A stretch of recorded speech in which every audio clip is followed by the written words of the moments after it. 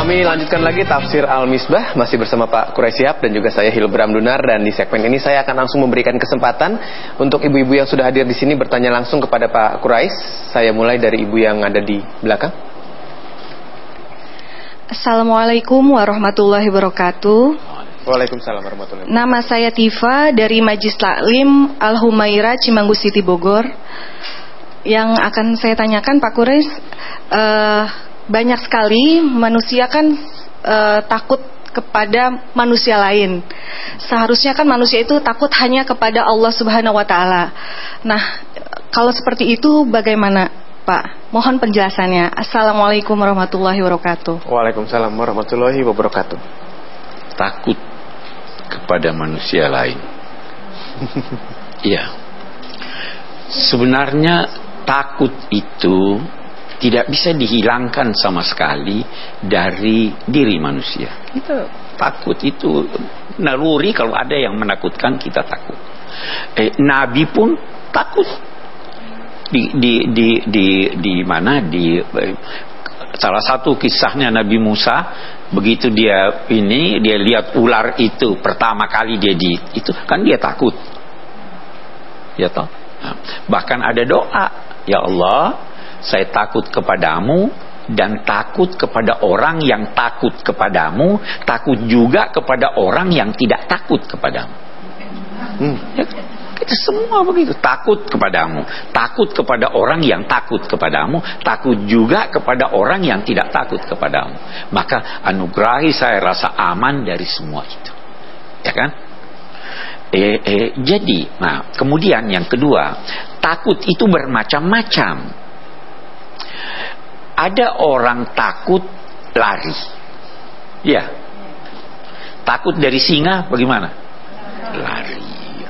Ada orang takut, dia mempersiapkan diri untuk menghadapinya. Saya beri contoh. Mau ujian, takut nggak?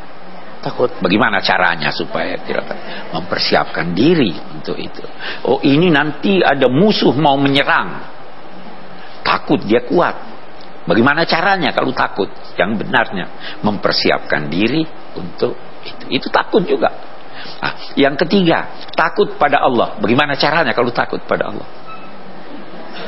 Mendekat kepadanya. Jadi macam-macam takut. Takut itu naluri manusia. Memang ada ketakutan yang tidak wajar. Takut jatuh miskin sehingga tidak mau sedekah. Kan ada yang begitu.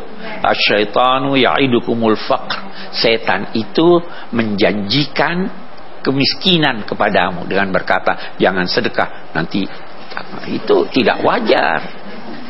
Ya, ada takut yang wajar. Jadi kita lihat-lihat itu semuanya. Saya kira jelas ya. Oke. Mengelola rasa takut ya Ibu ya. Kami lanjutkan ke penanya kedua dari Ibu. Oh ya.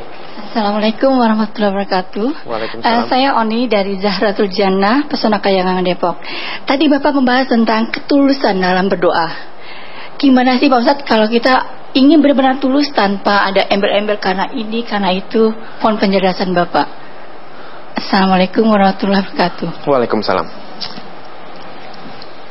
Iya, kita mau luruskan dulu. Ketulusan itu bukan tidak harus dipertentangkan dengan kepentingan. Jangan berarti kalau tulus, saya beri contoh Anda yang jelas contohnya. Salat karena mau sorga, boleh enggak? Boleh. Ada kepentingannya kalau gitu. Tidak bertentangan dengan ketulusan, iya kan? Saya nyumbang kado, tulis nama, tulus enggak? Tulus atau tidak? Tulus saja. Nah, ada yang tulus, ada yang tidak, iya kan? Jadi tidak harus dipertentangkan. Nah, Anda ketika berdoa bisa, ya Allah, saya butuh ini, anak saya butuh ini, saya kalau tidak begini. Yang penting ketika minta itu memang hanya tertuju kepada Allah. Itu tulus. Walaupun Anda meminta sesuatu. Yang tidak tulus itu kalau banyak orang lantas berdoa biar diketahui doanya panjang ini. Itu tidak tulus. Itu juga sebabnya dalam konteks ketulusan, saya beri contoh yang ini. Ada satu orang biasanya sholat sunnah, oke? Atau saya balik dulu. Biasanya tidak sholat sunnah. Di depan orang dia sholat sunnah. Tulus atau tidak? Tidak. Bagus. Buruk. Ada satu orang biasanya sholat sunnah, tetapi karena ada orang dia takut, jangan sampai kalau salat sunnah saya dikira tidak tulus, tidak usah salat. Bagus atau tidak? Tidak bagus juga. Jadi jangan kaitkan itu. Yang penting kita bermohon secara sungguh-sungguh kepada Allah, mendesak Allah, memujinya dan meminta. Bisa jadi juga Anda tidak minta, hanya berkata, ya Allah kamu tahu kebutuhan saya, kasih saya yang terbaik. Jadi tidak harus dipertentangkan gitu ya. Oke. Ya, baik, kita cukup jelas Ibu ya. Kita break dulu sebentar, tapi setelah ini Tafsir Al-Misbah akan segera kembali. Tentunya masih menemani Anda menikmati indahnya bulan Ramadan ini. Jangan kemana-mana.